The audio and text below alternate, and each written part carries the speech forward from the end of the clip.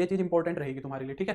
तो सबसे पहले हम देखेंगे कॉम्प्लेक्स नंबर की दो चीजें। एक को तो बोलते हैं, पहले हम डिस्कस किसको करें, मैं हमेशा इस चीज के लिए एक बार बुक में देखता हूँ, मेरे को समझ नहीं आता क्या करूँ। पहले हम कॉन्जुगेट को करते हैं, या कॉन्जुगेट से भी पहले मैं तुम्हें एक चीज दिखाता हूँ, representation of a complex number. एक कॉम्प्लेक्स नंबर को रिप्रेजेंट कैसे करते हैं, representation of a complex number. Complex number की रिप्रेजेंटेशन देखो। देखो एक कॉम्प्लेक्स नंबर जो होता है ना, वो दो चीजों से मिलकर बनता है। एक कॉम्प्लेक्स नंबर जो होता है वो क्या होता है, दो चीजों से मिलकर बनता है। That is equal to a plus iota b, है ना। That is equal to a plus iota b. अब ए और बी इसके अंदर दो रियल नंबर है, ए और बी इसके अंदर क्या है, दो रियल नंबर है। अब जब हमें रियल नंबर को रिप्रेजेंट करना होता है, तो रियल नंबर को रिप्रेजेंट करने के लिए तो हमारे पास एक रियल लाइन होती है। भाई अगर इस दुनिया का कोई भी रियल नंबर तुम्हें रिप्रेजेंट करना है, तो तुम क्या करो, इस नंबर लाइन के ऊपर रिप्रेजेंट कर दो। पर अब मेरे पास एक रियल नंबर नहीं है, मेरे पास कितने रियल नंबर्स हैं, मेरे पास दो रियल नंबर्स हैं। एक रियल नंबर को तो इस पर रिप्रेजेंट कर दोगे, दूसरे रियल नंबर को कहां करोगे। तो दूसरे रियल नंबर को रिप्रेजेंट करने के लिए हमें एक एक्सिस और चाहिए। हमें क्या चाहिए, एक एक्सिस की और जरूरत है। अब वो दूसरी एक्सिस हमें लेके आनी पड़ती है, तो हम एक दूसरी एक्सिस और ले आते हैं। एक दूसरी एक्सिस को हम और ले आते हैं यहाँ पे, ठीक है। दूसरी एक्सिस को हम यहाँ पे और ले आते हैं। अब एक एक्सिस का काम तो ए को रिप्रेजेंट करने का, और एक एक्सिस का काम बी को रिप्रेजेंट करने का। ए को रिप्रेजेंट करने का काम रियल पार्ट है, तो इसलिए इस एक्सिस को हम बोलते हैं रियल एक्सिस। इसको एक्स एक्सिस नहीं बोलते, इसको हम क्या बोलेंगे, रियल एक्सिस बोलेंगे। ये रियल पार्ट को रिप्रेजेंट करती है। और जो ये वर्टिकल लाइन है, ये बी को रिप्रेजेंट करती है, इमेजिनरी पार्ट को रिप्रेजेंट करती है। तो ये क्या हो गई तुम्हारी इमेजिनरी एक्सिस, ठीक है। तो रियल एक्सिस और इमेजिनरी, यानी कि कॉम्प्लेक्स नंबर को अगर तुम्हें रिप्रेजेंट करना है, सर मैं D triple S TGT maths पर फोकस हूं तो इसमें कुछ सही नहीं है, नहीं नहीं एकदम सही है। पर उसको अपनी खुशी और दुख का कारण मत बना लो, उस प्रोसेस को अच्छे से करो, ठीक है। उसमें रोज का काम ईमानदारी से अच्छे से करो, रोज के टारगेट्स फिक्स करो, डी ट्रिपल एस को फिक्स मत करो। यही कहना चाह रहा था मैं, यूं नहीं कह रहा हूँ कि डी ट्रिपल एस को साइड में कर दो और उसको पढ़ना बंद कर दो, ये नहीं कह रहा हूँ मैं कह रहा हूँ कि एक बड़ी चीज को उसको इतना बड़ा मत बनाओ जिंदगी में, बस यही कह रहा हूँ। वो हो जाएगा, इतनी बड़ी चीज नहीं है, वो हो जाएगा। एक दिन तुम्हारे पास सब कुछ हो जाएगा, मैं बता रहा हूँ तुम्हें। मेरे को 4-5 साल हो गए पढ़ाते, इतना मेरे को अभी एक्सपीरियंस नहीं है, मैं इतनी बड़ी उम्र का भी नहीं हूँ। पर मैं तुम्हें एक बात पर्सनल एक्सपीरियंस से बता रहा हूँ, मेरे को तो जो आज तक समझ आ रहा है, एक दिन जो हम चाहते हैं ना, हमारे पास सब हो जाएगा, उससे भी ज्यादा हो जाएगा। पर तब भी कुछ नहीं बदलेगा, तब भी वही चीज रहेगी, एकदम वैसा ही हमारा मन रहेगा। तब भी अंदर ऐसा ही लगा रहेगा। अगर आज लगा हुआ है कि मेरे को ये चाहिए, मेरे को वो चाहिए, मेरे को ये करना है, मेरे को वो करना है, मेरे को यहाँ जाना है, मेरे को ये वो, जिंदगी कभी ऐसी ऐसी रहेगी। तुम चाहे 5-50 करोड़ रुपए कमा लो, और उससे भी कोई फर्क नहीं पड़ेगा। तुम चाहे कितनी भी अच्छी अपनी ड्रीम जॉब ले लो, कभी कोई फर्क नहीं पड़ता है जिंदगी के अंदर। इसलिए ये चीज कह रहा हूँ कि जो आज चल रही है वो चीज सबसे सही चल रही है, उसको मस्त होकर चलाने दो, कोई समस्या नहीं है, बस यही कहना चाह रहा हूँ। और भाई ये तो करना ही है ना, हमें जिंदगी चलाने के लिए चीजें तो चाहिए, तो जिंदगी चलाने के लिए जो सबसे अच्छी चीज है वो करो। वो तो करना ही हो, मत सोचो कि भाई सर ने कह दिया कि छोड़ दो तो फिर वो कि भाई सर आपने कहा था कि डी ट्रिपल एस भी तो बेकार चीज है। ना ना, मैं ये नहीं कह रहा हूँ, मैं सबके लिए एक चीज कॉमन चीज कह रहा हूँ। चलो, तो रियल एक्सिस और imaginary axis. Z is equal to 3+4 iota, जैसे कि मान लो मैंने एक एग्जाम्पल ले लिया 3+4 आएटा। अब देखो इसको कैसे रिप्रेजेंट करेंगे। रियल पार्ट हमारा कितना है, 3 है। तो हम रियल एक्सिस पे 3 यूनिट चलेंगे, ये हमारा रेफरेंस पॉइंट ओरिजिन है। यहाँ पे रियल पार्ट भी जीरो और यहाँ इमेजिनरी पार्ट भी जीरो है। ये जो पॉइंट है ये किसको रिप्रेजेंट कर रहा है, ये वाला पॉइंट जीरो कॉम्प्लेक्स नंबर को रिप्रेजेंट कर रहा है। ये वाला जो पॉइंट तुम्हें दिख रहा है ये जीरो कॉम्प्लेक्स नंबर को रिप्रेजेंट कर रहा है। तो z इज इक्वल टू 3+4 आएटा जो कॉम्प्लेक्स नंबर है, उसके लिए हमें रियल एक्सिस पे 3 यूनिट चलना पड़ेगा, 1 2 3। तो यहाँ पे हमारा आ गया क्या, रियल एक्सिस पे 3 यूनिट का डिस्टेंस, और इमेजिनरी एक्सिस पे 4 यूनिट का डिस्टेंस चलना है, 1 2 3 4। तो माना 4 यहाँ है, तो ये आ गया रियल एक्सिस पे, इमेजिनरी एक्सिस पे 4। तो इससे क्या बना, बीपीएससी का पेपर भी शेयर कर दो, ठीक है। बीपीएससी का पेपर भी शेयर कर दो मुजम्मिल, मुझे उस ईमेल पे वो भी शेयर कर दूंगा, ठीक है। ठीक है मुजम्मिल, बढ़िया है। वो वाला पेपर भी शेयर कर दो, हेल्प हो जाएगी सबकी। तो ये एक पॉइंट जो बना, ये हमारा कॉम्प्लेक्स नंबर बना, z is equal to 3+4 iota. यानी कि अब एक चीज समझ आ रही है मुझे कि एक कॉम्प्लेक्स नंबर एक लाइन के ऊपर नहीं होता है।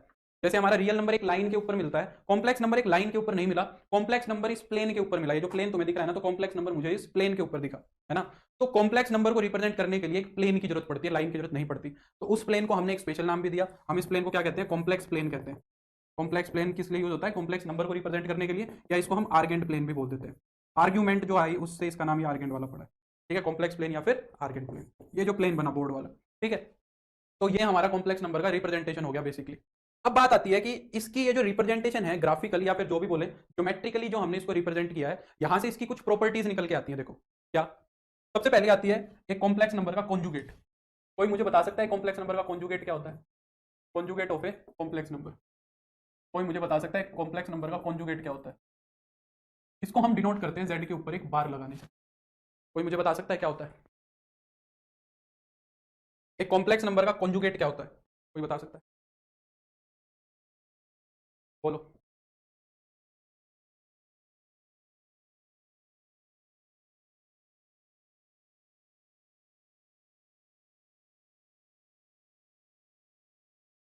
अरे यार ये तो तुम्हें पेपर दूसरा शेयर करना पड़ेगा यार, इस पे तो ये कोई किसी का लोगो आया हुआ है रूबल, ये तो दूसरा पेपर शेयर करो यार, इस पे तो लोगो आया हुआ है। कोई ऐसा पेपर शेयर करना ही है हमारे इसका जिसके ऊपर किसी और का लोगो ना हो फालतू में। Image of any complex number, imaginary part का साइन चेंज कर देंगे। देखो क्या कह रहे हो तुम कह रहे हो कि सर अगर z is equal to a plus iota b है तो उसका कॉन्जुगेट के होगा ए माइनस आयोटा बी। ये तो तुम मुझे निकालने का तरीका बता रहे हो, ये तो तुम मुझे कॉन्जुगेट को निकालने का तरीका बता रहे हो। मैं पूछ रहा हूं कि कॉन्जुगेट होता क्या है। ये तो तुमने निकालने का तरीका बता दिया कि कॉन्जुगेट अगर निकालना है तो ऐसे निकलेगा, ये तो मेथड टू फाइंड है। नहीं ऋतु, तो कॉन्जुगेट क्या होता है कॉम्प्लेक्स नंबर का? कॉन्जुगेट क्या होता है कॉम्प्लेक्स नंबर का? हाँ तो कोई नहीं, अगर किसी के पास ऐसा हो जिसमें कोई वो क्या बोलते हैं उसको, वाटर मार्क या फिर कोई लोगो हो, वो मत भेजना। किसी के पास वैसा मिले तो वही भेजना, ये तो मैं शेयर नहीं कर पाऊंगा। तो conjugate of a complex number को हम क्या बोलते हैं? Conjugate of a complex number actually में इमेज होती है कॉम्प्लेक्स नंबर की, image of a complex number, image of a complex number. Image के लिए शीशा भी चाहिए। अगर किसी की मुझे इमेज देखनी है, किसी की मुझे कोई इमेज देखनी है तो उसके लिए मिरर तो चाहिए, मिरर से ही तो इमेज बनेगी। तो मिरर का काम कौन करता है? Image of a complex number in the real axis. Real axis के अंदर जो हमारे कॉम्प्लेक्स नंबर की इमेज होती है उसको हम कॉम्प्लेक्स नंबर का कॉन्जुगेट होता है। ठीक है हिमांशु, उसको हम क्या कहते हैं? कॉम्प्लेक्स नंबर का कॉन्जुगेट कहते हैं। जैसे कि अब ये कॉम्प्लेक्स नंबर तुम्हें दिख रहा है, इसको शीशा मान लो। ये जो तुम्हारी रियल एक्सिस दिख रही है, ये रियल एक्सिस है, इसको शीशा मान लो। अब इसकी इमेज कहां बनेगी? तुम्हें पता है कि जितनी दूर ऑब्जेक्ट होता है मिरर से, जितनी दूर ऑब्जेक्ट होता है उतनी ही दूर उसकी इमेज बनती है। जितनी दूर ऑब्जेक्ट होता है उतनी ही दूर हमारे क्या बनती है? इमेज बनती है। आया ना? तो इस मिरर से इस तरफ जितनी दूर तुम्हारा ऑब्जेक्ट है उतनी ही दूर हमारी इमेज बन जाएगी।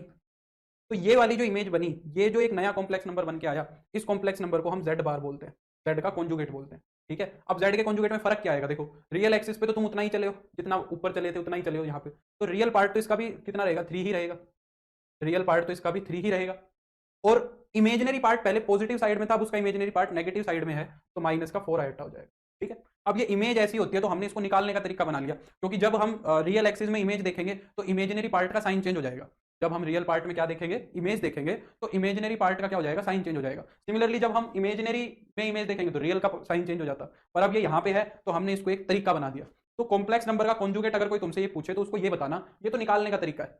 समझ आ रही है बात? तो पहली बात तो ये समझ आनी चाहिए। ठीक है, अब कॉम्प्लेक्स नंबर के कॉन्जुगेट की कुछ प्रॉपर्टीज होती हैं जो तुम्हें पता होनी चाहिए। ठीक है, कुछ प्रॉपर्टीज हैं कॉन्जुगेट की जिसके बारे में तुम्हें थोड़ा सा ज्ञान होना चाहिए, जरूर से जरूर होना चाहिए। मतलब पहला, अगर एक कॉम्प्लेक्स नंबर के अंदर उसका कॉन्जुगेट जोड़ दोगे तो क्या होगा? अगर एक कॉम्प्लेक्स नंबर के अंदर उसके कॉन्जुगेट को तुम ऐड कर दोगे तो क्या हो जाएगा बताओ? ये दिख रहा है तुम्हें? इन दोनों को ऐड कर दोगे जेड के अंदर, अगर जेड का कॉन्जुगेट ऐड कर देंगे तो क्या बन जाएगा? आयटा बी से आयटा बी कट जाएगा, 2a बन जाएगा। ए क्या है? तुम्हारा रियल पार्ट ऑफ जेड, तो कितना हो जाएगा? Twice of real part of Z, twice of real part of Z. ठीक है भाई, ये 2a आएगा ना तुम्हारा, 2a। तो 2a अगर ये आएगा तो a क्या है? Real part of Z. ठीक है, अगर दूसरी मैं बात करूं, z में से उसके कॉन्जुगेट को अगर तुम घटा दोगे तो ये बन जाएगा 2 इंटू आयोटा बी, ये बन जाएगा, है ना? a से कट जाएगा, आयोटा बी जुड़ जाएगा, है ना? तो b क्या है तुम्हारा? b इमेजिनरी पार्ट है, ये बात ध्यान रखना। तो 2 आयोटा इंटू में इमेजिनरी पार्ट ऑफ z, इसको हम ऐसे लिखेंगे, 2 आयोटा इंटू में इमेजिनरी पार्ट ऑफ z, ये होता है। डायरेक्ट याद रखनी है तुम्हें बातें। तीसरा, अगर एक कॉम्प्लेक्स नंबर के कॉन्जुगेट का कॉन्जुगेट ले लोगे, कॉन्जुगेट का कॉन्जुगेट लेने का मतलब क्या है? इस कॉम्प्लेक्स नंबर की वापस से इमेज देखोगे, जब इस कॉम्प्लेक्स नंबर की वापस से इमेज देखोगे तो वही कॉम्प्लेक्स नंबर आ जाएगा, है ना? तो अगर एक कॉम्प्लेक्स नंबर के कॉन्जुगेट का कॉन्जुगेट लेंगे तो z ही आएगा। ठीक है, फोर्थ, अगर ओहो एक प्रॉपर्टी और यूज होगी, चलो उसको बाद में करें।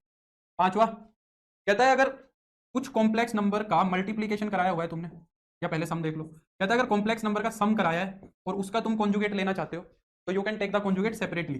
तो z1 का कॉन्जुगेट अलग ले लो, z2 का कॉन्जुगेट अलग ले लो, ऐसा कर सकते हो तुम, कोई इशू नहीं आएगा। और डिफरेंस के लिए भी सेम चीज है, अगर दो कॉम्प्लेक्स नंबर के डिफरेंस का कॉन्जुगेट लेना चाहते हो तो अलग अलग कॉन्जुगेट लेके डिफरेंस ले लोगे तो भी कोई दिक्कत नहीं आएगी। छठा, कहता है अगर दो कॉम्प्लेक्स नंबर के मल्टीप्लीकेशन का कॉन्जुगेट लेना चाहते हो तो यहाँ पे भी हम कॉन्जुगेट को अलग अलग ले सकते हैं, z1 का कॉन्जुगेट अलग ले सकते हैं और z2 का कॉन्जुगेट अलग ले सकते हैं। सेकंड में z के ऊपर बार मिटाइए, क्या कर दिया मैंने? अच्छा सॉरी, ठीक है ठीक, सॉरी सॉरी, हाँ कर दिया संजीव, ठीक है ठीक है। सेवेंथ, क्या कह रहा हूं? अगर दो कॉम्प्लेक्स नंबर का मल्टीप्लीकेशन है तो फिर हम उसका कॉन्जुगेट जो है वो अलग अलग ले सकते हैं। ठीक है, अब इसी प्रॉपर्टी को मैं जनरलाइज अगर करना चाहूं तो z इंटू में z इंटू में z, अच्छा z की पावर n का अगर मैं कॉन्जुगेट करना चाहूं इसी प्रॉपर्टी को मैं जनरलाइज कर रहा हूँ। मान लो जेड स्क्वायर है, जेड क्यूब है, जेड की पावर 5 है, तो हम क्या कर सकते हैं, पहले कॉन्जुगेट लेके और फिर पावर एन करेंगे तो भी कोई दिक्कत नहीं आएगी।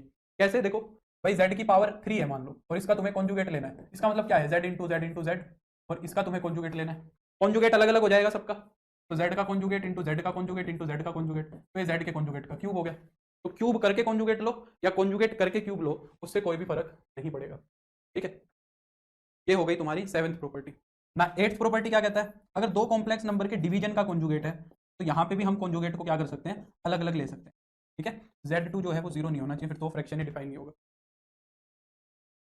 बीपीएससी का क्वेश्चन मेरे ईमेल पे सेंड करोगे मुजम्मिल, mathematics@gmail.com, बिना वाटरमार्क और लोगों का करना है। ठीक है, चलो लिखी रहने दो। क्या कह रहे हो, फिफ्थ के अंदर क्या कह रहे हो, सर फिफ्थ में नेगेटिव का कॉन्जुगेट पॉजिटिव नहीं होगा।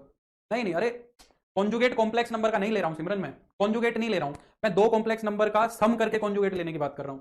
यहाँ पे प्लस का माइनस आयोटा थोड़ी ना, ये अलग कॉम्प्लेक्स नंबर, ये अलग कॉम्प्लेक्स नंबर ना, सम का कॉन्जुगेट ले रहे हैं, कॉम्प्लेक्स नंबर का कॉन्जुगेट नहीं ले रहे हैं। यहाँ पे हम सम का कॉन्जुगेट ले रहे हैं। ठीक है, तो सम का कॉन्जुगेट टूट जाएगा, अलग अलग हो जाएगा। ठीक है, तो ये हमारी सारी की सारी बात हो गई। ये हो गया कॉन्जुगेट। कॉन्जुगेट की सारी प्रॉपर्टीज बस इतनी है। फिर कॉन्जुगेट के बाद एक बात आती है, क्या, modulus of a complex number. बताओ एक कॉम्प्लेक्स नंबर का मॉड्यूलस क्या होता है, modulus of a complex number, एक कॉम्प्लेक्स नंबर का मॉड्यूलस कितना होगा, क्या होता है, पहले तो ये बताओ, what do you refer with modulus of A conjugate. तो रिप्रेजेंट कैसे करते हैं, जैसे हम हर मॉड्यूलस को रिप्रेजेंट करते हैं वैसे ही इसको भी करते हैं।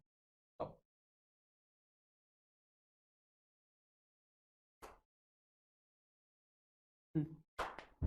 बोलो, बताओ, शाबाश, देखते हैं कौन बताता है। फोर्थ प्रॉपर्टी छोड़ दी सर, फोर्थ प्रॉपर्टी कौन सी छोड़ दी मैंने, अच्छा बुक के अकॉर्डिंग कह रहे हो क्या, हाँ ये भी बात ठीक है, हाँ वेरी गुड आदर्श। एक ये प्रॉपर्टी और लिख लो, ये भी छूट गई। 9th प्रॉपर्टी देखो क्या कह रहा है, कहता है अगर किन्हीं दो कॉम्प्लेक्स नंबर का कॉन्जुगेट बराबर आ जाए, जेड का नहीं, अगर जेड जो है वो अपने कॉन्जुगेट के ही बराबर आ जाए, तो फिर जेड पक्का क्या होगा, रियल होगा, जेड इज प्योरली रियल, क्योंकि रियल का ही कॉन्जुगेट बराबर आ सकता है, उसमें तो साइन चेंज होगा ही नहीं। ये बात एकदम ठीक है। इस दुनिया के हर मॉडुलस फंक्शन का यही काम होता है, इस दुनिया में मॉडुलस फंक्शन कोई भी हो चाहे, मॉडुलस फंक्शन का एक ही काम होता है, वो डिस्टेंस बताता है ओरिजिन से। जब मैंने तुम्हें रिलेशन फंक्शन पढ़ाया था तब भी यही बात बताई थी कि कॉम्प्लेक्स कोई भी मॉडुलस हो, उसका मॉडुलस फंक्शन का काम ही ये होता है कि वो ओरिजिन से उस चीज का डिस्टेंस बताता है। तो मॉडुलस मोड जेड क्या होता है तुम्हारा, distance of Z from origin, distance of Z from origin. तो हमारा कॉम्प्लेक्स नंबर है, उसका ओरिजिन से क्या होगा, डिस्टेंस। बिल्कुल, तो देखो यहाँ पे हमने इसके अंदर देखा था, ओरिजिन से अगर हम हमारे मॉडुलस का डिस्टेंस देखें तो क्या बनेगा, ये वाला बनेगा। अब ये वाला डिस्टेंस कैसे निकालेंगे हम, ये एक राइट एंगल ट्रायंगल बन गई, और इसके अंदर मुझे बेस पता है, बेस कितना है तुम्हारा 3 है, और इसके अंदर मुझे हाइट भी पता है, हाइट 4 है। तो हम हाइपोटेन्यूज निकाल सकते हैं पाइथागोरस थ्योरम का यूज करके, 3 का स्क्वायर प्लस 4 का स्क्वायर, ये हमारे कॉम्प्लेक्स नंबर का क्या आ जाएगा, मॉडुलस आ जाएगा। ठीक है, तो अगर इन जनरल में बात करूं, इन जनरल अगर हम बात करें, तो अगर z हमारा a प्लस आयोटा b है, तो उसका जो मॉडुलस होगा वो क्या होगा तुम्हारा a square plus B square, ये तो रियल, ये तो बेस होगा, ये हाइट होगी, और पाइथागोरस थ्योरम से तुम क्या करोगे, उसका स्क्वायर रूट और ले लोगे, तो root a square plus B square. याद रखना कि ये चीज़ निकालने का तरीका है, और ये चीज़ मॉडुलस का नाम है, मतलब मॉडुलस क्या है वो है। ठीक है, हाँ, तो ये हो गया तुम्हारा मॉडुलस। अब इसकी भी कुछ प्रॉपर्टीज़ हैं जो तुम्हें पता होनी चाहिए। यहाँ पे काफ़ी सारी प्रॉपर्टीज़ बनेगी, यहाँ से एक क्वेश्चन भी बनता है, अच्छा, यहाँ से एक अच्छा क्वेश्चन भी बनेगा। फर्स्ट प्रॉपर्टी क्या कहती है, देखो कहता है कि तुम z का मॉडुलस लो, तुम माइनस z का मॉडुलस लो, तुम z के कॉन्जुगेट का मॉडुलस लो, या फिर तुम माइनस z के कॉन्जुगेट का मॉडुलस लो, ये सारे मॉडुलस सेम आएंगे, ये सारे के सारे मॉडुलस क्या आएंगे, सेम आएंगे। सबके अंदर बस a और b का साइन चेंज होगा, सबके अंदर क्या होगा, a और b का साइन चेंज होगा, और सबका मॉडुलस यही आना है, root a square plus B square आना है। ठीक है, तो z का मॉडुलस लो, माइनस z का लो, z कॉन्जुगेट का लो, माइनस में z कॉन्जुगेट का लो, सबका मॉडुलस सेम ही आता है। दूसरा कहता है बाई चांस अगर तुम z का मॉडुल, z की मल्टीप्लीकेशन z के मॉडुलस से कराओगे, सबसे इंपॉर्टेंट प्रॉपर्टी है, z का अगर तुम मल्टीप्लीकेशन z के कॉन्जुगेट से कराते हो तो क्या होगा, z क्या है तुम्हारा a प्लस आयोटा b है, और z का कॉन्जुगेट क्या है, a माइनस आयोटा b है। a की a से गुना कराओगे तो मतलब a plus B minus B लगाओगे तो a square minus iota square B square, iota square को तुम 1 लिख दोगे, तो a square plus B square आ गया। यानी कि ये चीज क्या बन रही है, a square plus B square बन रही है, और a square plus B square क्या है, z के मॉडुलस का स्क्वायर नहीं है, ये जो तुम्हारा z का मॉडुलस है इसका स्क्वायर कर दो, इसका स्क्वायर करोगे तो क्या आएगा, a square plus B square ही आएगा। तो z इंटू में z का जो कॉन्जुगेट होता है वो क्या होता है, z के मॉडुलस का स्क्वायर होता है। क्या होता है, जेड के मॉडुलस का स्क्वायर होता है। ठीक है। थर्ड, हाँ, थर्ड प्रॉपर्टी फालतू की नहीं कराऊंगा। कहता है कि Z1 और Z2 के मल्टीप्लीकेशन का अगर मॉडुलस लोगे तो इस मॉडुलस को भी तुम अलग अलग कर सकते हो। ठीक है। मल्टीप्लीकेशन का मॉडुलस अलग अलग किया जा सकता है। अगर इसी प्रॉपर्टी को मैं जनरलाइज कर दूं, z की पावर n का जो मॉडुलस होगा वो z के मॉडुलस की पावर n होगा। देखो मॉडुलस वाली जो ये प्रॉपर्टीज है ये बड़ी काम की है। मॉडुलस वाली जो ये प्रॉपर्टीज है ये बहुत काम की है ना। जैसे कि मान लो मैं तुमको बोलूं कि z एक कॉम्प्लेक्स नंबर दिया हुआ है 1+3 आयोटा या 1+2√2 आयोटा, ये कॉम्प्लेक्स नंबर दिया हुआ है और मैं तुमको कह रहा हूँ कि z क्यूब का मॉडुलस बताओ क्या होगा। मैं क्या कह रहा हूँ कि z क्यूब का मॉडुलस बताओ। अब अगर प्रॉपर्टी पता है तो ठीक है, नहीं तो फिर हमें z को 3 बार मल्टीप्लाई कराना पड़ेगा, मारे जाएंगे उसमें तो। बट प्रॉपर्टी क्या कहती है कि हम z का मॉडुलस लेके भी क्यूब कर सकते हैं। z का मॉडुलस लेना आसान है, कितना आएगा रूट में 1+8 यानी कि 3 आएगा। तो इसका हम क्या कर देंगे, 3 का क्यूब कर देंगे तो कितना हो जाएगा, 27 हो जाएगा। और वहां पे 3 बार पावर करके फिर कॉन्जुगेट लेना एक टास्क हो जाता। तो ये कॉन्जुगेट वाली तो इतनी काम की प्रॉपर्टीज नहीं है, ये बड़े काम की प्रॉपर्टीज है। फिफ्थ प्रॉपर्टी क्या कहती है, देखो z1 अपॉन में z2 का डिवीजन का जो कॉन्जुगेट होगा ये क्या होगा, z1 का कॉन्जुगेट अपॉन में z2 का कॉन्जुगेट। अब ये प्रॉपर्टी भी बड़ी काम की है। कैसे, जैसे कि मान लो तुमसे कह दिया कि z तुम्हें दिया हुआ है 8+6 आयोटा अपॉन में 3+4 आयोटा और कह दिया कि z का मॉडुलस बताओ। अब एक तरीका तो ये है कि तुम क्या करो, पहले रेशनलाइजेशन करो इसका पूरा और z बनाओ कि क्या बनेगा। पहले तो देखे रेशनलाइजेशन करके कि कॉम्प्लेक्स नंबर है क्या, फिर उसका हम मॉडुलस निकालें। पर एक तरीका क्या है, एक तरीका ये है कि हम ये वाली प्रॉपर्टी यूज करें। मुझे मॉडुलस निकालना है 8+6 आयोटा अपॉन में 3+4 आयोटा का, तो प्रॉपर्टी कहती है कि हम ऊपर वाले का अलग निकाल लें और नीचे वाले का अलग निकाल लें। तो ऊपर वाले का मॉडुलस निकाला जा सकता है एकदम आराम से, 64+36 और नीचे वाले का 9+60, है ना। तो ऊपर वाले का 10 है, नीचे वाले का 5 है, ओवरऑल 2 आ गया। अब रेशनलाइजेशन कराना तो एक टास्क हो जाता, मुश्किल हो जाती बात, समझ रहे हो। तो ये फिफ्थ प्रॉपर्टी। सिक्स्थ प्रॉपर्टी काफी इंपॉर्टेंट है, सम और डिफरेंस पे क्या होगा। अगर दो कॉम्प्लेक्स नंबर का सम या फिर डिफरेंस लेके मॉडुलस ले रहे हो तो ये कभी भी इक्वल नहीं आता है। ये क्या होता है, less than equal to mod of x plus mod of y. इसको हम क्या बोलते हैं, ट्रायंगुलर इनइक्वलिटी बोलते हैं। Sorry sorry sorry, x y लिख दिया मैंने, z1 और z2 लिखना था। अगर दो कॉम्प्लेक्स नंबर के सम या डिफरेंस का मॉडुलस ले रहे हो तो वो लेस देन इक्वल टू होता है। ठीक है, इसको हम क्या बोलते हैं, ट्रायंगल इनइक्वलिटी बोलते हैं। इसको हम क्या बोलते हैं, ट्रायंगल इनइक्वलिटी बोलते हैं। अब ये कैसे यूज होती है ये समझेंगे, ये प्रॉपर्टी किस तरीके से यूज होगी ये समझेंगे। इसको अगर मैं उल्टा करके लिखूं, इसी प्रॉपर्टी को अगर मैं उल्टा करके लिखूं तो मैं क्या कह सकता हूं कि mode of z1 plus mod of z2 जो होगा वो ग्रेटर देन इक्वल टू क्या होगा, mode of z1 plus z2 होगा।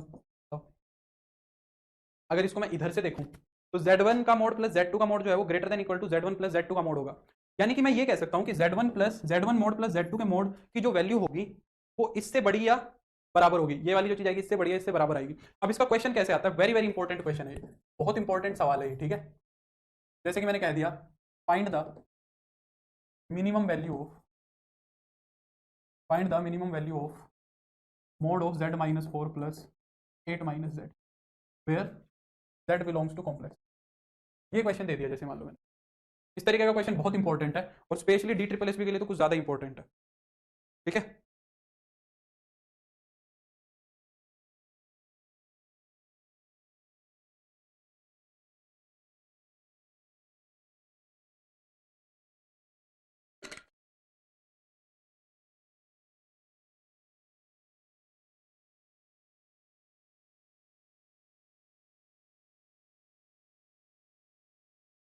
तो यहाँ पे हमारा क्या बन रहा है, देखो ये मोड ऑफ Z1 बन रहा है, ये मोड ऑफ Z2 बन रहा है। तुम्हें पता है Z1 Z2 का जो मोड होगा वो ग्रेटर देन इक्वल टू क्या होगा, Z1 प्लस Z2 के मोड से बड़ा होगा, Z1 प्लस Z2 के मोड से बड़ा होगा, है ना। तो यानी कि मैं क्या कह सकता हूँ कि Z माइनस का जो मोड है प्लस में 8 - z का जो मॉडुलस है वो ग्रेटर देन इक्वल टू क्या आएगा, Z-4 प्लस में 8 - z, इससे बड़ा या बराबर आएगा, इससे बड़ा या बराबर आएगा। तो Z से Z कट जाएगा, ये कितना हो जाएगा, मोड ऑफ 4, मोड ऑफ 4 कितना आएगा, 4 आएगा। यानी कि ये वाला जो नंबर है, ये वाला जो कॉम्प्लेक्स नंबर का सम है ये 4 या 4 से बड़ा होगा, ये 4 या 4 से क्या होगा, बड़ा होगा। तो मिनिमम वैल्यू कितनी हुई, 4 या 4 से बड़ा होगा। तो इसकी मिनिमम वैल्यू हो गई तुम्हारी, इसकी मिनिमम वैल्यू कितनी हो गई, 4 हो गई। समझे इस बात को, इसकी मिनिमम वैल्यू कितनी हो गई, 4 हो गई। ये क्वेश्चन बहुत इंपॉर्टेंट है। ठीक है, अब हम क्या समझते हैं कि ये मैक्सिमम मिनिमा का सवाल है, क्योंकि जहां पे भी हमें मैक्सिमम और मिनिमम दिख जाता है तो हम क्या करने लग जाते हैं, फिर मैक्सिमम मिनिमा से रिलेट करने लग जाते हैं। अब ये कॉम्प्लेक्स नंबर है और ज्यादा टेढ़ा काम हो जाएगा, समझ रहे हो। तो बेटर है कि ऐसे करें। अच्छा, एक क्वेश्चन और बताओ, जैसे कि मैं कह रहा हूं कि find the minimum value of mod of z minus 4 plus z minus 7, z belongs to, एक सेकंड में आया मैं, करो जल्दी से।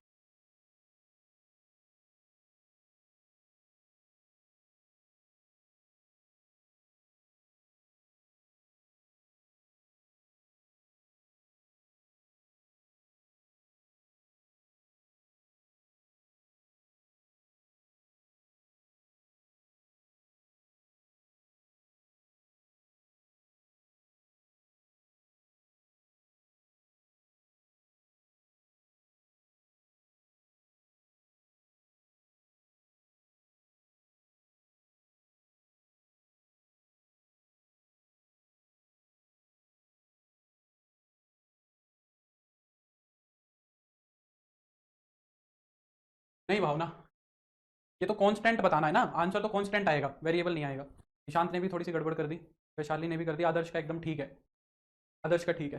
11 कैसे आ रहा है, थोड़ा अकल लगाओ, 11 थोड़ी ना आएगा। ये मुजम्मिल और श्रद्धा का धन्यवाद पेपर शेयर करने के लिए।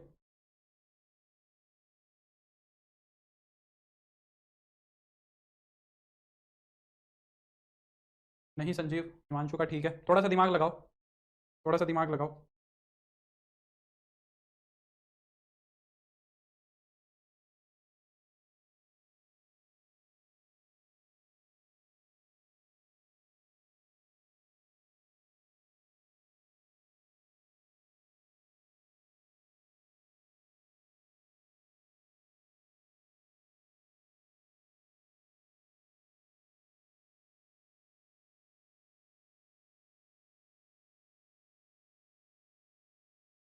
मुझे एक बात बताओ, मुझे एक बात बताओ, z माइनस 4 है, ठीक है, मैंने तुम्हें अभी अभी बताया था कि z का मोड और माइनस z का मोड सेम होता है। यहाँ पे समस्या यही तो आ रही है कि अगर मैं डायरेक्टली जो हमारी प्रॉपर्टी है उसको यूज कर रहा हूँ, अगर मैं डायरेक्टली हमारी प्रॉपर्टी को यूज करूँ तो समस्या क्या आ रही है कि greater than equal to z minus 4 plus z minus 7 आ रहा है, और यहाँ पे z से z नहीं कट रहा है, और जब तक वेरिएबल है इतने में बता ही नहीं सकता मिनिमम वैल्यू किससे होगी। तो इसको मैं क्या ऐसे नहीं लिख सकता 7 माइनस z का मोड, z माइनस 7 का मोड निकालो या 7 माइनस z का मोड निकालो, उससे क्या फर्क पड़ेगा बताओ, उससे तो कोई फर्क नहीं पड़ेगा। तो अब मैं अगर ये प्रॉपर्टी लगाऊं, अब मुझे कोई समस्या नहीं आएगी, z सॉरी z से z अब कट जाएगा तुम्हारे यहाँ पे, और ये कितना आ जाएगा, ये चीज़ आ गई तुम्हारी मोड ऑफ 3 यानी कि 3, यानी कि जो ये वैल्यू है ये 3 या 3 से बड़ी रहेगी। तो इस जो ये तुम्हें दिख रहा है कॉम्प्लेक्स नंबर, इसकी जो मिनिमम वैल्यू आएगी, इसकी मिनिमम वैल्यू हो जाएगी तुम्हारी, इसकी मिनिमम वैल्यू कितनी हो जाएगी तुम्हारी, 3 हो जाएगी। समझ गए या नहीं समझे बताओ।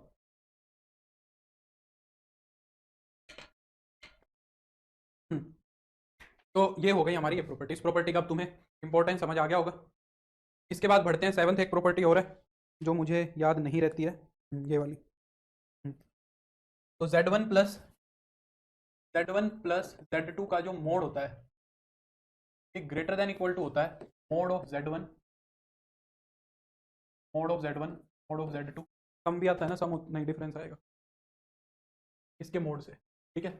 z1 प्लस z2 का जो तुम्हारा मोड होगा वो z1 का मोड माइनस z2 का मोड के डिफरेंस के मोड या उससे बड़ा रहता है, ठीक है। और ये चीज़ डिफरेंस के लिए भी फॉलो होती है, ये चीज़ तुम्हारी डिफरेंस के लिए भी क्या करेगी, सेटिस्फाई करेगी। 7 प्लस का कैसे हो गया, अभी अंकित मैं यही तो एक्सप्लेन कर रहा था यार। 7 प्लस का कहाँ पे, कौन सा 7 था दिखाओ, मैंने z के मोड को माइनस 7 का मोड लिख दिया, z के मोड को मैंने माइनस z का मोड लिख दिया। माइनस माइनस मतलब माइनस हो सकता है, अगर तुम इसको माइनस करोगे तो वो 11 या 11 से बढ़ाएगा। एक डाउट दिमाग में ये भी आ रहा होगा तुम्हारे, ठीक है मैं समझ रहा हूँ, z1 प्लस z2 का मोड तुम ये कह रहे होगे ना कि सर वो z1 माइनस z2 से या उससे भी तो बड़ा होगा, यही तो कह रहे हो, समझ रहा हूँ मैं तुम्हारी बात को। पर भाई उसके अंदर एक समस्या है अंकित, अगर मैं ये प्रॉपर्टी इसके अंदर यूज करता हूँ तो देखो ये बात भी ठीक है भाई, z खत्म ही तो करना है तो फिर ऐसे खत्म कर लेते हैं, ये वाली प्रॉपर्टी भी तो है, ये भी तो बताया ना मैंने, दोनों के लिए बताया तुम्हें रिजल्ट, ये रिजल्ट मैंने तुम्हें इनफैक्ट दोनों के लिए बताया, यहाँ पे प्लस माइनस दोनों के लिए लगाओ क्योंकि प्लस माइनस के लिए बताया था। तो z खत्म करना है तो यहाँ से कर लेंगे खत्म, इसमें क्या समस्या है। पर देखो अगर मैं ऐसा करता हूँ तो उससे दिक्कत क्या होगी, z माइनस 4 का मोड प्लस z माइनस 7 का mod greater than equal to अगर मैं करूँगा तो कितना होगा, देखो z माइनस का 4 माइनस का z और प्लस का 7, इसके अंदर तो बात बन गई यार तुम्हारी, इसके अंदर तो बात बन गई। हाँ ये वाला यूज हो रहा है इसके अंदर, इसके अंदर ये वाली चीज़ यूज हो रही है, सही बोल रहे हो, इसके अंदर ये वाली चीज़ यूज हो रही है, कर सकते हो ये वाला भी, ठीक है दिक्कत कोई नहीं है, कर सकते हो। तो ये क्या बन जाएगा तुम्हारा 3 का मोड बन जाएगा, ठीक है 3 आ जाएगा। पर मेरी बात समझो, मैं जो समझाना चाह रहा हूँ, ऐसा भी कोई केस बन जाए तो उससे संभल के रहना कि कई बार हम क्या करें भाई, देखो यहाँ पे तो आ गया मेरा ग्रेटर देन इक्वल टू 3। जब तुमने जोड़ा तो वो घट गए नंबर्स, जब तुमने उनको ऐड किया तो वो नंबर सब्ट्रैक्ट हो गए, तो 7 में से 4 सब्ट्रैक्ट हो गए 3 बन गया। और सपोज तुम घटाने चले, जब घटाया तो वो जुड़ गए, तो 7 में अगर 4 जुड़ गया तो ग्रेटर देन इक्वल टू 11 आ गया, है ना। तो घटाने से सबसे छोटी वैल्यू 11 दिख गई तुम्हें, घटाने से सबसे छोटी वैल्यू तुम्हें 11 दिख रही है, पर एक्चुअली में वो सबसे छोटी वैल्यू 3 भी ले सकता है। मेरी बात समझ रहे हो भाई, तुम्हारे घटाने से बाई चांस दोनों का साइन सेम बन गया, 4 का और 7 का सेम बन गया, तो उस केस में जो है तुम्हारी जो मिनिमम वैल्यू है वो ज्यादा दिखाएगा वो, पर वो और छोटी वैल्यू भी ले सकता है। तो दोनों दोनों से करके देख लेना फिर, अगर ऐसा ही है, अगर तुम्हें माइनस वाला लगाना है तो एक बार प्लस वाला भी लगा के देख लेना, माइनस वाला भी लगा के देख, ठीक है। तो इस चीज से संभल के रहना कि भाई ग्रेटर देन इक्वल टू 11 आ रहा है और एक से ग्रेटर देन इक्वल टू 3 आ रहा है, तो फिर 3 वाला सही माना जाएगा, सबसे छोटी वैल्यू ये हुई फिर ना। चलो, तो मेरे को उम्मीद है अब ये प्रॉपर्टीज तुम्हें क्लियर हो गई होंगी, ठीक है। अब बढ़ते हैं आगे। तो ये मॉडुलस हो गया। इसके बाद हमारी तीसरी चीज आती है क्या, argument of a complex number. ये भी बहुत इंपॉर्टेंट चीज है, यहां से तुम्हें DSSB में सवाल भी देखने को मिल जाएंगे, तुम अगर देखोगे तो दिख ही जाएंगे। आर्ग्यूमेंट और amplitude of a complex number, ये सारी चीजें उसकी कहां से आ रही है, रिप्रेजेंटेशन से ही आ रही है। आर्ग्यूमेंट और amplitude of a complex number, ये सारी की सारी चीजें कहां से आ रही हैं, ये तुम्हारी उस रिप्रेजेंटेशन से ही आ रही है। अब इस रिप्रेजेंटेशन के अंदर हमने एक चीज और नोटिस करी, हमने क्या नोटिस किया, हमने ये नोटिस किया कि जो हमारा कॉम्प्लेक्स नंबर है ना, वो हमारा रियल एक्सिस के साथ हमेशा एक एंगल बना रहा है। पॉजिटिव रियल एक्सिस के साथ हमारा जो ये कॉम्प्लेक्स नंबर की जो लाइन है, ये हमेशा एक एंगल बना रही है थीटा, है ना।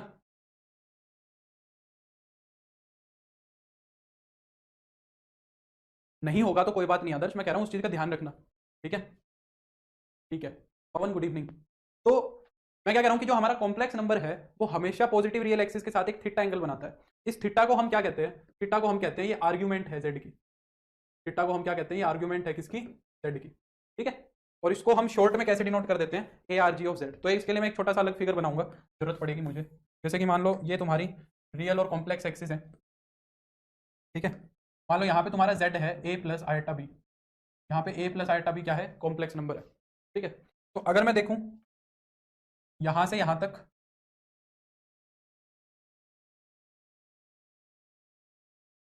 ठीक है, और यहां से यहां तक,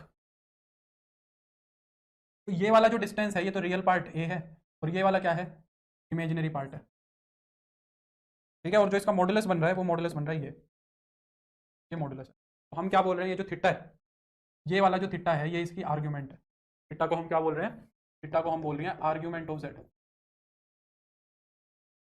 और शॉर्ट में हम इसको कैसे भी लिख सकते हैं, A R G of Z, amplitude भी बोल देते हैं।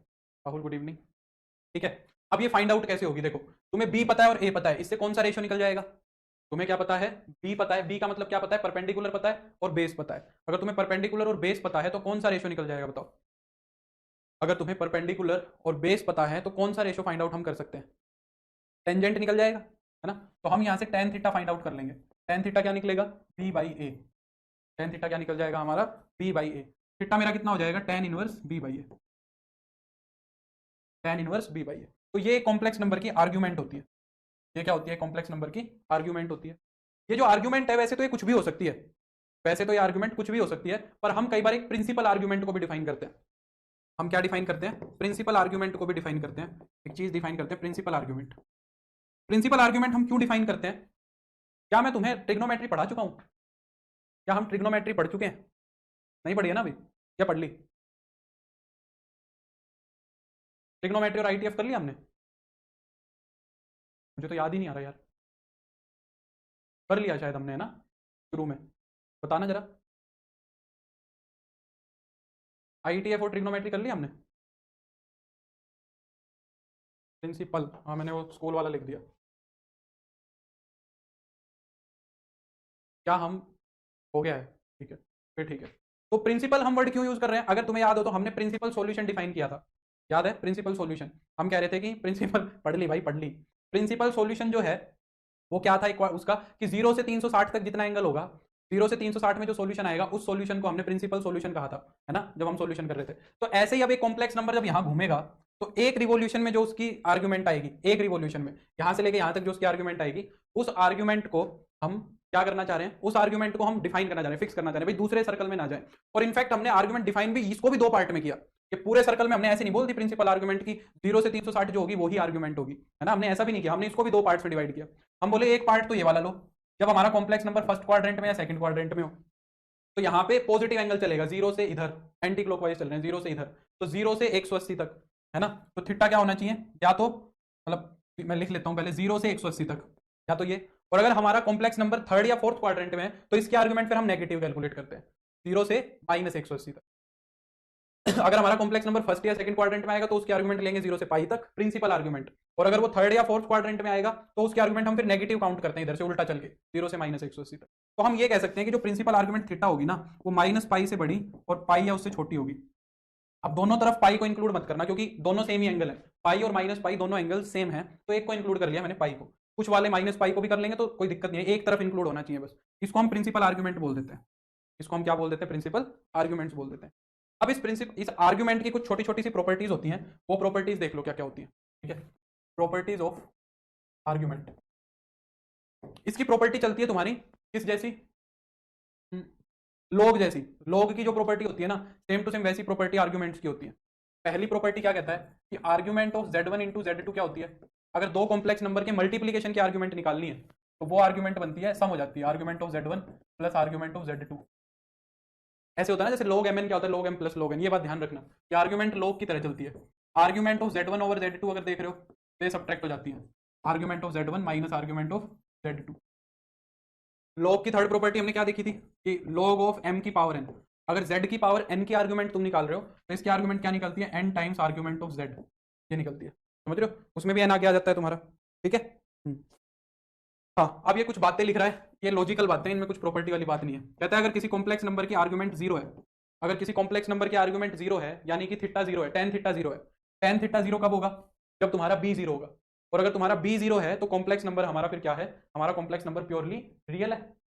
अगर हमारी आर्गुमेंट जीरो है तो हमारा कॉम्प्लेक्स नंबर क्या है, that is purely real, that is purely real है, अगर हमारे कॉम्प्लेक्स नंबर की आर्गुमेंट क्या है, जीरो है।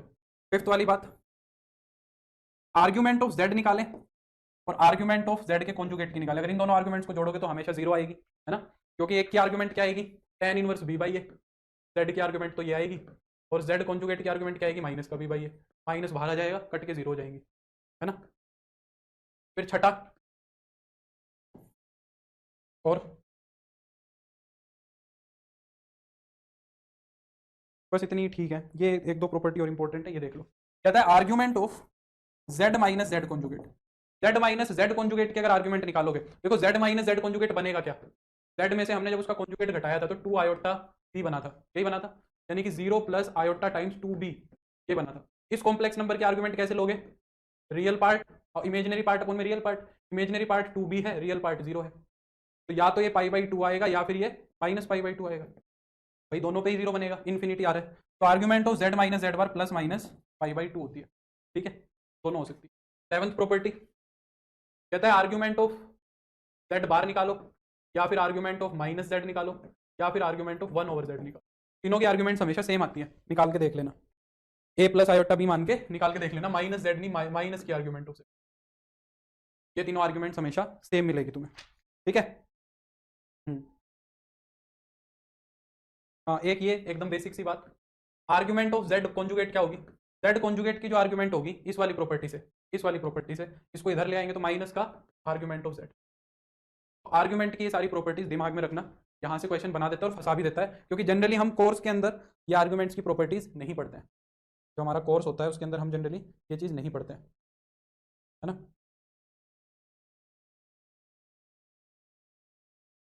तो देखो अब इसके बाद अब हमारी आती है इस रिप्रेजेंटेशन के पे बेस्ड, ये जो हमारी कॉम्प्लेक्स प्लेन वाली कॉम्प्लेक्स नंबर की रिप्रेजेंटेशन है, इस पे हमारी एक रिप्रेजेंटेशन आती है जिसको हम बोलते हैं पोलर फॉर्म या फिर modulus amplitude form, polar form या फिर modulus amplitude form of complex number. 7th और 8th तो सेम ही है, अच्छा हाँ वो उसका ही मैंने एक पार्ट लिख दिया, सही बात है, ठीक है।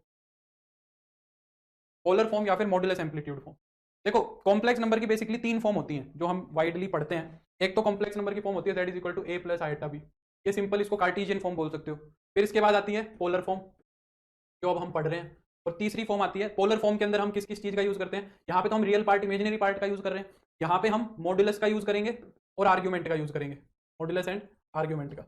इन दोनों से हम एक फॉर्म बनाएंगे कॉम्प्लेक्स नंबर की, और एक होती है हमारी ऑयलर्स फॉर्म। तो कॉम्प्लेक्स नंबर की 3 फॉर्म होती है, इस फॉर्म को भी हम इसी की हेल्प से बनाते हैं, मॉडुलस और आर्गुमेंट से। तो ये 3 फॉर्म्स हम बेसिकली पढ़ते हैं। एक हमने पढ़ ली पोलर फॉर्म, पढ़ने के लिए हमने ये सारा बेस तैयार कर लिया है ना, हमने सीख लिया मॉडुलस क्या होता है, आर्गुमेंट क्या होती है, एम्पलीट्यूड क्या होता है, ये सारी की सारी चीज हम पढ़ चुके हैं। तो अब देखो वो क्या कहता है। वो कहता है कि मान लो एक कॉम्प्लेक्स नंबर है तुम्हारा यहाँ पे, मान लो यहाँ पे कॉम्प्लेक्स नंबर है a प्लस आइटा बी, ठीक है। इसका जो रियल पार्ट है और जो इमेजिनरी पार्ट है वो तुम्हें पता है। रियल पार्ट इसका a है, इमेजिनरी पार्ट इसका b है, ठीक है। और ये क्या है तुम्हारा, इसका मॉडुलस है। तो हमें दिख रहा है कि z हमारा क्या है, जो हमारा z है वो क्या है, a प्लस आइटा b है। तो हम क्या कोशिश करेंगे कि इसके अंदर से a और b को हटा के हम मॉडुलस को ले आए, और किसको ले आए, हम किसको ले आए, मॉडुलस को ले आए और एम्पलीट्यूड को ले आए। यहाँ पे एम्पलीट्यूड तुम्हारा क्या है, ये थीटा है, एम्पलीट्यूड तुम्हारा क्या है, ये थीटा है। समझ आ रही है बात। तो हमें यहाँ से a और b को रिप्लेस करके थीटा में कन्वर्ट करना है, ठीक है।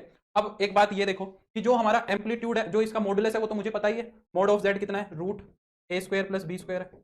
इसको ना मैं r से डिनोट करता हूँ। कॉम्प्लेक्स नंबर का जो मॉडुलस होता है उसकी स्टैंडर्ड नोटेशन स्मॉल r होती है, ठीक है। तो अब एक काम करो, थीटा को रिमूव, थीटा की हेल्प से a और b को रिमूव करो। यहां से हमें क्या करना है, a और b को रिमूव करना है, और r और थीटा की फॉर्म में, ये r है, r और थीटा की फॉर्म में मुझे क्या ले आना है, कॉम्प्लेक्स नंबर को ले आना है।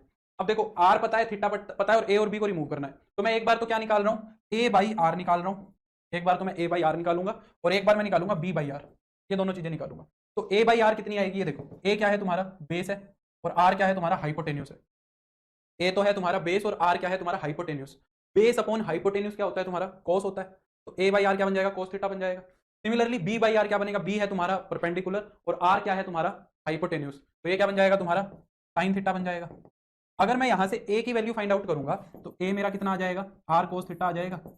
और अगर मैं यहां से b की वैल्यू फाइंड आउट करूंगा तो वो क्या आ जाएगा, r sin थीटा आ जाएगा। तो देखो हमने a को भी r और थीटा में रिप्लेस कर दिया, और b को भी r और थीटा में रिप्लेस कर दिया। इन दोनों को उठा के यहां रख देते हैं। तो z क्या हो जाएगा तुम्हारा, r cos थीटा प्लस का iota r sin theta. r पूरे में से कॉमन आ रहा है, तो r को हम पूरे में से कॉमन ले लेते हैं, और इसको क्या लिख देते हैं, cos theta plus iota sin theta, ठीक है। r इंटू में cos theta plus iota sin theta. तो ये हमारा क्या बन जाएगा, ये जो फॉर्म तुम्हें दिख रही है, इस फॉर्म को हम क्या कहते हैं, मॉडुलस एम्पलीट्यूड फॉर्म कहते हैं, या फिर पोलर फॉर्म कहते हैं। जहां पे हमें r क्या मिल रहा है, r तो कैसे निकलेगा, root a square plus b square से निकलेगा, और थीटा निकालने के लिए हमें क्या करना पड़ेगा, tan इनवर्स b बाई ए करना पड़ेगा, tan इनवर्स b बाई ए करना पड़ेगा। समझ आ रही है बात। जैसे कि मैं एक बेसिक सा एग्जांपल देता हूं, फिर बाकी काम हम कल करेंगे, आज इतना ही करेंगे। जैसे कि मान लो मैंने लिख दिया z एक कॉम्प्लेक्स नंबर लिख रहा हूं, मान लो मैं जैसे कि लिख दिया 1/√2 प्लस 1/√2 आयोटा। मान लो एक ये कॉम्प्लेक्स नंबर लिख दिया मैंने, मैं कह रहा हूँ इस कॉम्प्लेक्स नंबर को किस में कन्वर्ट करो, इस कॉम्प्लेक्स नंबर को मैं तुम्हें कह रहा हूँ कि पोलर फॉर्म में कन्वर्ट करो। तो इसको पोलर फॉर्म में कन्वर्ट करने के लिए मुझे सिर्फ दो चीजें चाहिए, एक तो r और एक थीटा। अगर r और थीटा मिल जाएंगे तो मैं इसमें उठा के रख दूंगा, है ना। r निकालने का तरीका तुम्हें पता है कि मुझे a और b चाहिए, तो a और b इसके अंदर तुम्हें दिख रहे हैं, a क्या दिख रहा है, 1/√2 दिख रहा है, सॉरी a, और b भी मुझे क्या दिख रहा है, 1/√2। तो अगर मैं इसके अंदर से r निकालूं, नहीं वो तुम्हारी ऑयलर्स फॉर्म होती है सौम्यदीप, वो नेक्स्ट है। ऑयलर्स फॉर्म जो है वो थर्ड फॉर्म है जो तुम बता रहे हो, ठीक है, वो पोलर फॉर्म नहीं है। तो r कितना हो जाएगा, रूट में a square plus b square, a रखोगे तो कितना हो जाएगा, 1/√2 का स्क्वायर 1/2, b का स्क्वायर भी 1/2। तो इसका मॉडुलस कितना आ गया, √1, यानी कि 1 आ गया। और अगर मैं इसका एम्पलीट्यूड निकालूंगा तो वो क्या होगा, tan इनवर्स b बाई ए। ये तुम्हें ध्यान रखनी है बातें खुद से। तो b की वैल्यू रखोगे वो कितनी है, 1/√2 है, और a की वैल्यू भी कितनी है, 1/√2 है। तो 1/√2 से 1/√2 कट गया, tan इनवर्स 1 आ गया। tan इनवर्स 1 हमारा कितना होगा, π/4 होगा। तो मॉडुलस आ गया, एम्पलीट्यूड आ गया। Now we can write the polar form. तो पोलर फॉर्म कितनी हो जाएगी, r की वैल्यू 1 है, क्या आप क्या बताइए, पोलर फॉर्म r इंटू में cos theta plus iota sin theta. तो r की वैल्यू 1 है, थीटा कितना है, थीटा cos π/4, ऐसे लिख के दिखाना है, प्लस आयोटा sin π/4, ताकि जो तुम्हारी पोलर फॉर्म है उसके अंदर तुम्हें डायरेक्टली मॉडुलस दिखे, सीधा मॉडुलस दिखना चाहिए और आर्गुमेंट दिखनी चाहिए। तो अब ये जो फॉर्म लिखी है इसके अंदर मुझे दोनों चीजें डायरेक्टली दिख रही है कि जो हमारा कॉम्प्लेक्स नंबर है उसका मॉडुलस तो 1 है और उसकी आर्गुमेंट π/4 है। अब ये कॉम्प्लेक्स नंबर अपना क्वाड्रेंट चेंज करेगा, जैसे 1/√2 तो फर्स्ट क्वाड्रेंट की बात थी। अब हमारा कॉम्प्लेक्स नंबर ये यहाँ चेंज करेगा, तो उस केस में हम आर्गुमेंट कैसे निकालेंगे, वो एक टास्क है। वो वाला टास्क हम कल करेंगे कि आर्गुमेंट को हम कैसे कैसे निकालते हैं। अगर वो सेकंड थर्ड फोर्थ क्वाड्रेंट में होगा तो वो चीजें हम कल पढ़ेंगे। आर्गुमेंट को हम क्या ले सकते हैं, कितना नहीं ले सकते, तो कल कॉम्प्लेक्स नंबर में हम ये पढ़ेंगे पहले, फिर ऑयलर्स फॉर्म देखेंगे, ऑयलर्स फॉर्म के बाद डी मोइरस थ्योरम, एक दो चीजें और देखेंगे, फिर हमारा एक पार्ट पूरा हो जाएगा। वैसे तो स्कूल वाला लगभग पूरा ही समझो, फिर उसके बाद हम जो यूजी पीजी का कॉम्प्लेक्स एनालिसिस है उस पर शिफ्ट कर जाएंगे, ठीक है। तो कल ही कर जाएंगे वहां पे। यूजीपीजी वाले पे तो हम कल ही पहुंच जाएंगे, ठीक है। कोशिश करेंगे इस वीक के एंड तक कॉम्प्लेक्स नंबर कॉम्प्लेक्स एनालिसिस को फिनिश कर दें हम, क्योंकि ज़्यादा बड़ा टॉपिक नहीं है। मैंने सोचा कि पहले 11वीं वाला उठा के ले आते हैं तो एक टॉपिक और हो जाएगा। अगर कहोगे तो बीच में मैं एक बार कॉम्प्लेक्स एनालिसिस शुरू करने से पहले इसकी प्रैक्टिस करा दूंगा, 11वीं वाले की प्रैक्टिस करा दूंगा एक प्रैक्टिस शीट से। और अगर कहोगे तो ऐसे हाँ लोकस भी डिस्कस कर देंगे आदर्श, फोकस भी कर देंगे, ठीक है, वो तो हो ही जाना अपने आप। तो अगर कहोगे तो मैं एक बार बीच में इसकी क्वेश्चन प्रैक्टिस करा दूंगा स्कूल वाले की, फिर कॉम्प्लेक्स एनालिसिस अलग से शुरू कर लेंगे, ठीक है। चलो तो फिर मिलते हैं हम कल, bye, take care, see you tomorrow, bye.